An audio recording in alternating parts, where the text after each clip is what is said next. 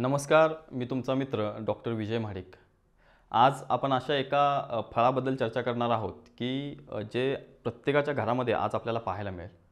खरं तर आज जे फळ आहे किंवा ज्या फळाबद्दल किंवा मसाल्याच्या पदार्थाबद्दल चर्चा करणार आहोत, ते म्हणजे जायफळ किंवा जायपत्रीसुद्धा त्याला म्हटलं जातं।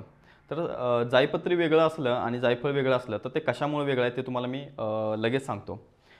जायफळाचं जे लॅटिन नेम आहे ते मिस्टेरिका फ्रॅग्रन्स असं आहे। जायफळ साधारण 10 ते 13 मीटर उंचीचं सुगंधित शूप असतं। त्याचं त्या ज्या झाडाचा आहे तो वास किंवा सुवास चांगल्या पद्धतीने येत असतो।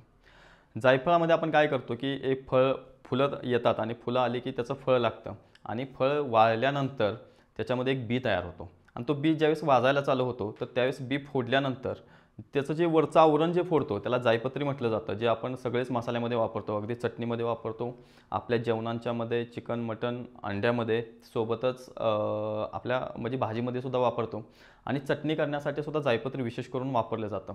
गरम मसाल्यामध्ये सुद्धा जायपत्रीचा उपयोग होतो। हे जायपत्री जायफळाच्या गुणासारखीच आहे, परंतु विशेष करून औषधामध्ये जे वापरलं जातं त्याला जायफळ म्हटलं जातं। म्हणजे त्यातला जो आवरण फोडल्यानंतर आतला जो बी आहे किंवा जे बीज आहे त्याला जायफळ म्हटलं जातं। हे प्रत्येकाच्या आपल्या घरामध्ये आहे। मग ह्या जायफळाचा उपयोग आपल्याला काय करता येऊ शकतो किंवा ह्या जायफळ आपण कशासाठी वापरतो? तर जायफळाचे असंख्य फायदे आयुर्वेदामध्ये सांगितलेले आहेत। त्यातले आपण काही फायदे आज या आपल्या व्हिडिओच्या माध्यमातून बघणार आहोत। तर ज्या लहान मुलांना जुलाबाचा त्रास होतो, तर अशा मुलांना म्हणजे अगदी लहान मूल 6 महिन्याचं किंवा 1 वर्षाचं असेल, अशा मुलांना जर जुलाबाचा त्रास होत असेल, तर जायफळ उगाळून जर त्याच्या बेंबीशी लावलं, तर त्याचे जुलाब कमी होतात। बऱ्याच मुलांना भरपूर जर जुलाब होत असतील, जुलाब थांबत नसेल, तर अशा मुलांच्यामध्ये आपण जायफळ उगाळून त्याला जर चाटण दिलं, तर त्याने सुद्धा चांगल्या पद्धतीनं त्याचे जे जुलाब आहेत ते कमी येतात। लहान मुलांच्यामध्ये जर सर्दी होत असेल किंवा त्याला वारंवार सर्दीचा त्रास होत असेल, तर जायफळ उगाळून त्याच्या नाकावरती आणि कपाळावरती त्याचा जर लेप लावला, तर त्याने सुद्धा चांगल्या पद्धतीनं त्याची सर्दी कमी होते। ज्या लोकांना कफाचा त्रास आहे, ज्या लोकांना खोकल्याचा त्रास आहे, अशा लोकांच्यामध्ये जायफळ हे आपण कफाचा आणि खोकल्याचा त्रास कमी होण्यासाठी देतो।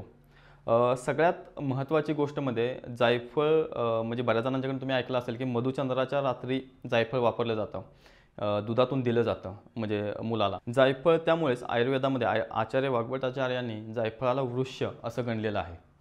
सोबतच ज्या महिलांना किंवा ज्या मुलींना चेहऱ्यावरती पिंपल्स येत आहेत किंवा वांग येत आहेत, तर अशा मुलींनी जर जायफळ उगाळून चेहऱ्यावरती लावलं, तर त्याने त्यांचा चांगल्या पद्धतीने चेहऱ्याचा रंग उजळून जातो, पिंपल्स कमी येतात आणि वांगाचे डागसुद्धा चांगल्या पद्धतीने कमी यायला चालू होऊन जातात।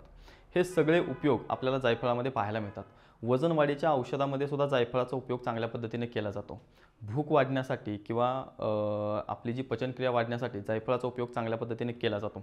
ज्या लोकांच्या पोटामधून आव पडते, शेम पडते, अशा लोकांनी रोज रात्री झोपताना जायफळ उगाळून जर मधातून खाल्लं, तर त्यांच्या पोटातून शेम पडणं हा प्रकार बंद होऊन जाईल।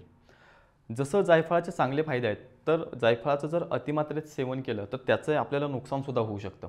समजा जर तुम्ही जायफळ जास्त प्रमाणात किंवा अतिमात्रेत सेवन केलं, तर व्यर्थ बडबड म्हणजे जास्त बडबडणं, सोबतच जास्त झोपणं किंवा बऱ्याच वेळेला उलटीसारखं वाटणं, असे प्रकार आपल्याला पाहायला मिळतात। तर अशा लोकांना जर किंवा ज्या लोकांनी जायफळाचं जास्त प्रमाणामध्ये सेवन केलं आहे आणि कामाव्यतिरिक्त जास्त बडबड करत आहेत, तर अशा लोकांसाठी सगळ्यात प्रथम त्यांना भरपूर प्रमाणात ताक पाजावं किंवा सैंधव मीठ किंवा लवण मीठ चारावं आणि त्याच्या उलट्या करून घ्याव्यात। ते केल्यानंतर त्याचे जायफळ जे पोटामध्ये गेलेलं आहे ते निघून पडतं आणि जायफळाचे जे टॉक्झिसिटी किंवा विषारी जे लक्षणं दिसतात ते सुद्धा कमी येतात।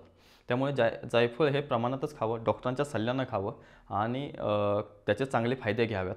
अतिमात्रेत जर सेवन केलं तर ताक भरपूर पिऊन त्याच्या उलट्या करून घ्याव्यात। धन्यवाद।